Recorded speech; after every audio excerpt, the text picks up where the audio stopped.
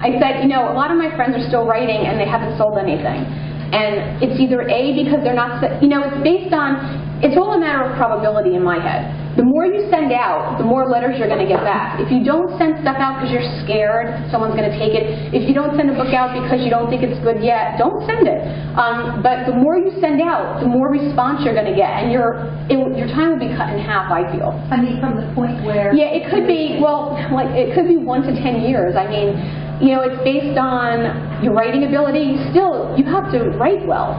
I mean, ultimately, your book has to stand out on its own, but your cover letter has to be a spark. I mean, your writing ability has to be there.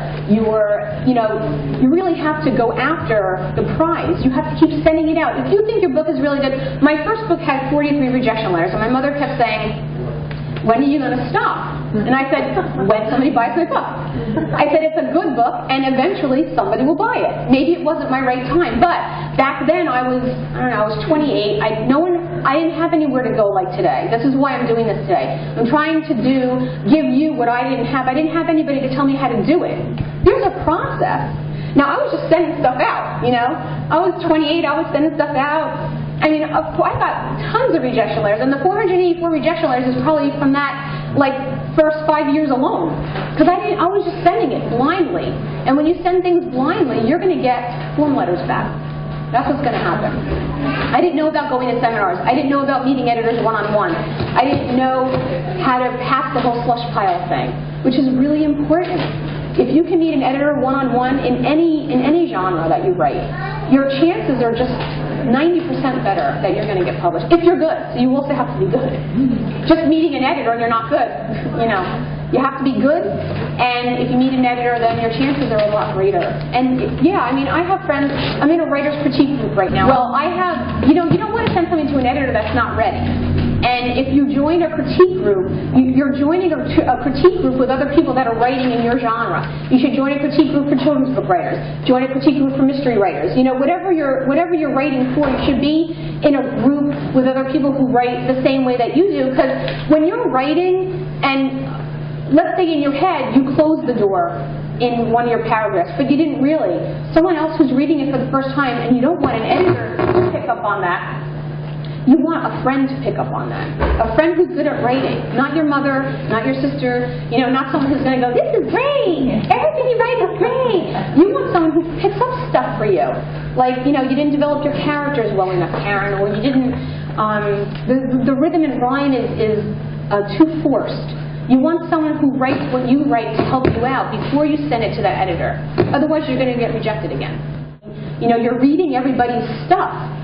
So you're reading 15 people, sometimes there's pages like this you have to go through, and you meet every 2 weeks, you have to read someone's stuff.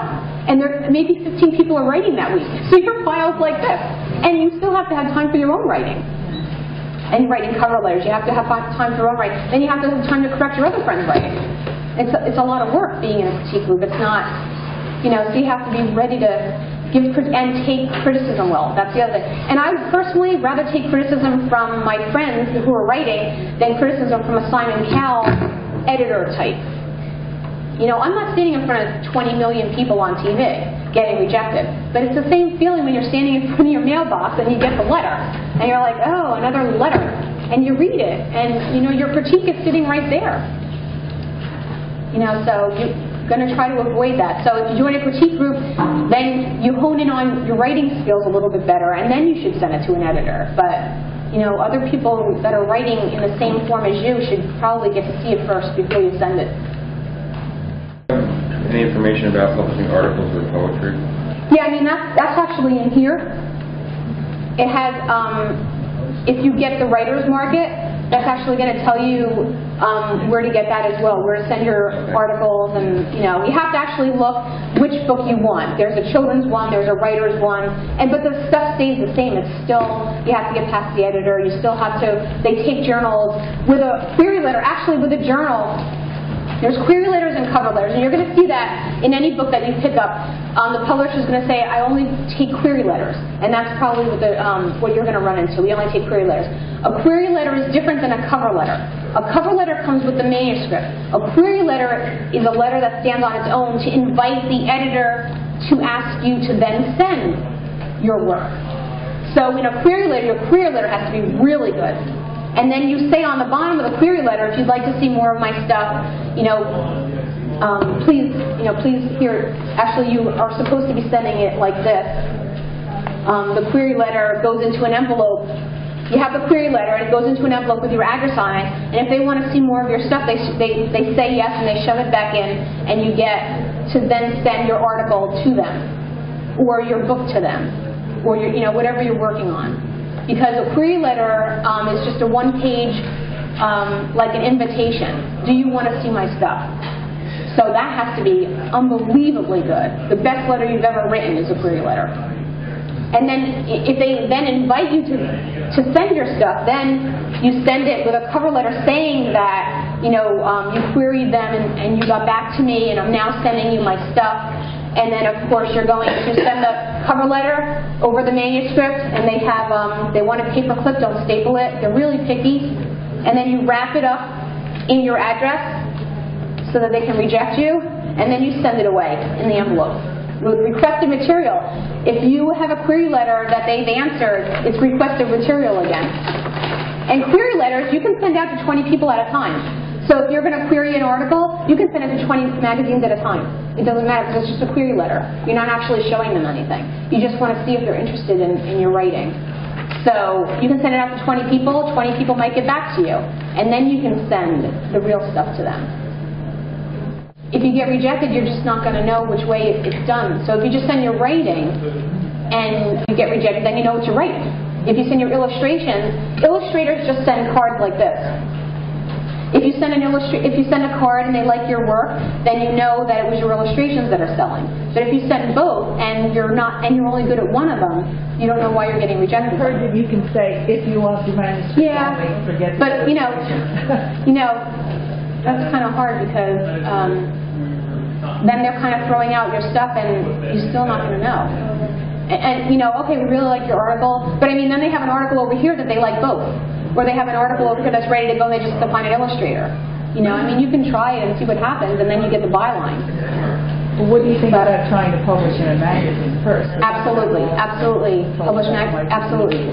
Highlights, Ladybug, anything you can do. Any kind of article that you can get in, gets that byline. So, it's the same thing. No matter where you're trying to get published, if you're in magazines, if you're trying to publish YA or a novel, it's the same thing. If you have those bylines, you're going to surpass a whole different slush pile.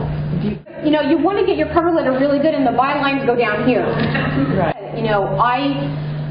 I used to send my manuscripts with my friend who used to do the artwork. And what I found was when things used to come back and they'd say, your writing is really good, but we don't like the illustrations, what was I going to tell my friend? So if you have a really good relationship with yourself, that's great, because you don't have to say anything. If you have, great if your husband's won awards, that's great, but it's really, really hard to tell your friend who wants to illustrate your books that they're not making the grade. How are you supposed to do that? It was really hard for me. So I just started sending it without illustration. If you're an author-illustrator and you feel that you're 100%, as strong in writing as you are in illustrating, go ahead, send it in. But if you feel you're weak in one of the areas, don't compromise your writing with a bad illustration, or don't compromise your wonderful illustrations with your bad writing. Just send it as an illustration, or just send in your writing. If you don't feel they're both on par, I think you're making a mistake. If you feel that they both are on par, I would definitely give it a shot. Especially if you have a good relationship. What is your opinion about blogs? I don't have time for blogs. Yeah, that's what I just, I'm out there once a week. I go to schools. I have to have time to write. I have to critique my friends' works. I have to write cover letters. I have to find the perfect match. I don't have time to write a blog. I used to teach at Raritan Valley Community College. It was a three-hour course. I would go through this, and I'm like, it's a pretty intense course. You have to write a lot, and instead of just going on my website, doing like step one and taking your time and getting back to me, what do I do next? That might be a little bit better way to do it than taking a course and it's just jam-packed in. You see all the steps that you have to do to make the perfect match and get your books out there and get your articles out there. It's very time-consuming. I think people are just waiting for an email-based, a magical solution, and I hit send and they're going to get published tomorrow. It's, you know, my friends in the writing group, a lot of them have been writing for 30 years and they still haven't been published. And I think they're wonderful writers. It's just really difficult. You know, you're up against so many other people who can write well. You're up against grandmas, you're up against aunts, you're up against everybody who wants to write a book. I mean, and now people are self-publishing their books, and I don't believe in that still unless you have a guaranteed audience. If you're a speaker and you go to 200 seminars a year, yeah, you should self-publish because you have a guaranteed audience. You could sell your book right then and there, and they came to your seminar, they want to go home with something. Guaranteed audience, definitely self-publish. But if you want to get out and do other things and, you know, get to every child in the United States, self-publishing isn't really a viable option in my opinion. Well, you're not going to know, these are people from my writers group. Wendy Pfeffer was actually, she's a children's book writer. She's been writing for years, and she published her first book, I think, when she was 60. And now she has 45 books out there now. So, yeah, it's a lot. And, yeah, I just met somebody the other day, and she came up to me, because I was at a school, and she came up to me and she said, you know, I sent in my manuscript and I got a revision letter. They want me to revise. I said, that's great. I said, how many? And she only sent out one letter. Now, she's either A, really talented, also very, very lucky, and she made the right match for some, I don't know, the stars were lined up in the universe that night. You don't know.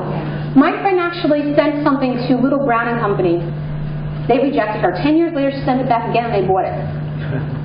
You just, you know, different editor, different mood, maybe somebody that day. I mean, you don't know. You don't know. Going on in the yeah, I mean, also like, the vice president could walk down the hall and go, nope, we don't have any books on bunnies. And then they're like, I just saw that. I just saw a book on bunnies. I have a book on bunnies. I mean, that's it. I mean, it could be as simple as that. One day could just be your magical day. I went to a conference, like I said, for Food Fright and Rooster Camp Cock-a-doodle-doo. They said, don't bring any manuscripts. They said, please don't bring any manuscripts. You're not allowed to give out any manuscripts. And I said, well, let me just bring 2. You know, just in case. And I brought 2. And they sold. And I didn't say anything. She said, do you have anything else? And I said, well, I'm not really supposed to give it to you. She's like, do you have anything else? I'm like, yeah, okay, here. You know, and she got back to me. But I mean, you just never know. You can meet somebody in the supermarket, you know, who's had a really easy time with publishing. You know, it's just, it all depends. And that girl, I was like, wow, you're like my idol. You know, you send it out and you get it published. I mean, I don't know what to say. You know, then I have people coming to me and they've been doing this for 30 years. You know, I don't know. Maybe their stuff, maybe it's not the right time now for their stuff. I'm a humor book writer. Now I'm a children's book writer, but a lot of my picture books have humor in it. Back about 5 years ago, they weren't into that. You know, I was told to write nonfiction children's books. And I really tried to write a nonfiction book. I tried to write a nonfiction book about caves. And every time I wrote it, it was boring for me. And I hated every minute of it. I liked the research. And then my friend said, okay, pick a different subject and write about birds. I said, okay. I wrote about birds and it turned funny. And then nobody wanted it. Now people want humor. But back 5 years ago, they were like, this is kind of wacky, you know, it's not really for our list. You know, it really, you know, it's timing. You know, it's all about timing and making the right match and, you know, it's all about things like that. Everybody thinks it's like, you know, you go and a dream comes true and you get a book contract. It's just a lot of hard work. It really is. I'm not going to sit here and lie to you. I'm not going to sit here and say publishing is easy. Writing is easy. Publishing is hard, and it's getting harder because now there's 4,000 places. Tomorrow there might be 2,000. Warner is, you know, now HarperCollins has all these divisions, and you can't send, if you get rejected from one of those divisions, you can't send sometimes to another division of the same house. I was just actually told the other day, I actually went to a conference, and someone who I've been sending to writes me these beautiful rejection letters, and I wanted to meet her face to face. And I said, hi, you know, my name's Karen Masters. You know me as a such and such. She's like, oh, hi. And she goes, oh, aren't you a Dial Books for Young Authors editor at, you know, whatever, author? And I said, I mean, I published one book with them. I'm not, if I had published 10 books with Dial Books for Young Readers, I could see her saying that. But I published one. So apparently, I can't send to her now, because now I'm a Dial Books for Young Readers author. So for whatever that means, she's in Putnam. And that's the same part as Penguin Putnam has Putnam, they have Philomel, they have Dial Books for Young Readers, they have Puffin, they have all these different divisions, but apparently I now can't send to her because I'm a Dial Books for Young Readers author. So sometimes even in the different divisions you can't cross over and send. It's just getting really hard. But Did you ever consider writing for young adults? I did, but I like picture books. Yeah. And I really like picture books. I actually just wrote my first easy read the other day, and that was really fun. And everybody always says, "Oh, so when are you going to write a novel?" I'm not a novelist. I'm not going to write a novel. There are people out there who write novels, but I'm not. That's not what I'm aspiring to. It's not. Picture books are not a stepping stone for me. Picture books are really difficult. And the book that's coming out in 2008 is a book about a cat moving to a new house, and the editor told me to cut some words, so I had to take out 402 words before she bought the book. And if you're an author, if you need to take out 402 words, that's like hyperventilation time. They have this is many words. This is how many words we want. And she said, I kept sending it to her. She's like, more, take out more, take out more. And I'm like, wow, it's like bare bones now. But you know what? It's a better book, and she's absolutely right. There's a certain, she has a vision, and there was a certain market she wanted to target, and the certain market she wanted to target was a very young, quick kind of audience. And I realized that after I took out those 402 words, and I said, what am I going to do? So now I have 402 words that I felt really bad about. Each word I felt really bad about. I'm like, I have to take you out, I have to take you out. It became personal. But then I put them all on a list. All the 402 words I put on a list. There, how, to, why. And then I looked at them and I said, these words are really not necessary. When they weren't in my story anymore, they just weren't necessary, and she was absolutely right. So, the general rule is to keep it under 1,000 words, right? Well, they say there isn't a general rule, but, That's what I keep hearing. That's what I keep hearing. Yeah. They always say there's no general rule, but... But what? But they want the books shorter and quicker, and spunkier. No more War and Peace. Yeah. Well, no. I mean, look at Harry Potter. Harry Potter is huge. I'm reading one right now. It's taking me. It's like 800 words. But I think you're talking about picture books, right? Yeah, okay. Picture books, yeah, picture books. Sometimes they say, oh, when it hits our desk, we'll know if we want it. But they want quick, they want fast, and they're not taking long picture books anymore. I mean, I get rejected for that all the time now. It's too long. But I mean, novels, certainly, you can just, of course, don't be married to your work. They are going to change it. I've had titles changed. I have, pages and pages of notes that they want things taken out. Don't be married to your words. Don't be stubborn. Someone's wanting to pay you money. Get it out there. Do whatever they want. So take out a sentence. So what? But then, don't always cow down. There was one sentence in Rooster Can't Cock-a-Doodle Doo that for some reason I really wanted to keep. But I didn't fight on my other points. But there was one sentence that I felt really had to stay as is, and they were fighting me on it. And I'm like, no, it needs to stay as is. I'm putting my foot down, but they are going to change stuff. The illustrator really went out of his way to do some really funny stuff, and I had nothing to do with it. I'm really deadpan, and he, I'll show you one. I said, remote controls are better than women because they don't play mind games with you. And he wrote, no, I'm not playing mind games with you. That would be like mental solitaire. And he just did that on his own. And, if you get a good illustrator, they can really make a big difference in your book. And if you get a bad illustrator, you cry for 3 months. That's what happens. A lot of my friends have cried when they get their illustrator. You're not allowed to talk to your illustrator. You can't email them, you can't talk to them, you can't call them on the phone, you can't write to them. They don't want you to influence their creativity. So kept very separate. The art director works with the artist, the editor works with the author. That's it. And you are not to talk to them at all.